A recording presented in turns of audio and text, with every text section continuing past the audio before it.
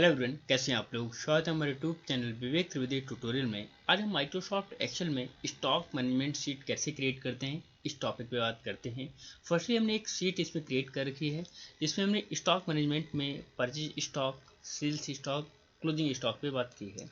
जिसमें समझने के बेस से जब भी हम किसी शॉप में या कंपनी में प्रोडक्ट को हम परचेज करते हैं तो हम परचेज स्टॉक में रखते हैं, उस प्रोडक्ट को हम जब भी सेल करते हैं तो सेल्स स्टॉक में रखते हैं। हमारे पास टोटल क्वांटिटी कितनी बची है, कितना अमाउंट बचा है, वो हम क्लोजिंग स्टॉक में रखते हैं। और लास्ट में जो होता है वो प्रॉफिट एंड लॉस, वो आप मैनुअली कैलकुलेट भी कर सकते हैं। कैसे, तो इसमें जानते हैं। फर्स्टली हमने सीरियल नंबर दिया है और कोई भी एक प्रोडक्ट आप मेंशन कर दीजिए। जैसे लाइक हमने यहाँ पे एक मोबाइल फ़ोन ले लिया है, कोई भी यानी हमने मोबाइल लिख दिया है, मोबाइल फ़ोन। और यहाँ पे क्वांटिटी कितने फ़ोन, जैसे एग्जांपल के लिए 10 फ़ोन हम परचेज करना चाहते हैं, किस रेट में। जैसे हमने यहाँ पे 10,000 के रेट में हमने परचेज किए हैं। अब इनका टोटल अमाउंट कितना हो रहा है, तो इसके लिए आप सिंपल इक्वल लगाना है एंड क्वांटिटी 10 को आपको सिलेक्ट करना है और मल्टीप्लाई परचेज स्टॉक रेट, यहाँ पर रेट को हमने सिलेक्ट किया है। इंटर करते हैं तो आपका जो भी टोटल इसमें अमाउंट आ रहा है 1 लाख, वो आपके सामने आ जाता है। जैसे एग्जांपल के लिए आपने टोटल क्वांटिटी 10 खरीदी है और उसके एक फ़ोन की प्राइस जो है वो 10,000 है, उसके हिसाब से 1 लाख रुपए आपका अमाउंट आ रहा है। अब हमने 10 क्वांटिटी में से 2 क्वांटिटी को हमने सेल भी किया है और एक्स्ट्रा रेट में सेल किया। जैसे हमने इसे 10,000 में ख़रीदा था और 12 में हमने इसे सेल कर दिया। अब कितना अमाउंट हो रहा है, तो equal quantity multiply sales rate, enter करते हैं तो आपका 24,000 आपका अमाउंट आ रहा है। तो आप इस टाइप से भी कैलकुलेट कर सकते हैं।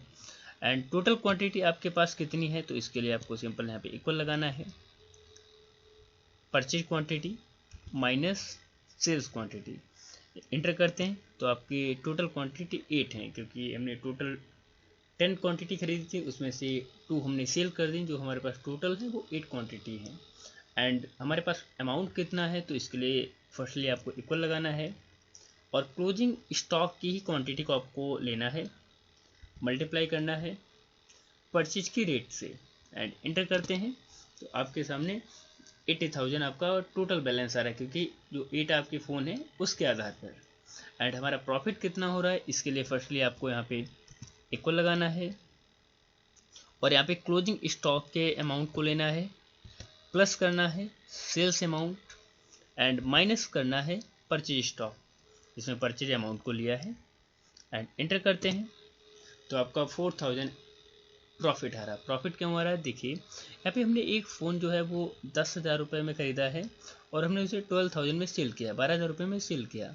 तो हमने 2 फ़ोन खरीदे, तो एक मोबाइल फ़ोन पे हमें 2,000 का प्रॉफिट हो रहा है, तो 2 फ़ोन पे हमें 4,000 हो रहा है। तो मैनुअली बिल्कुल ठीक वर्क कर रहा है।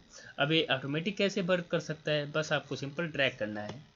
लाइक यहाँ से यहाँ तक हमने ट्रैक कर दिया है एंड यहाँ से भी ट्रैक कर देते हैं, क्वांटिटी को भी ट्रैक कर देते हैं,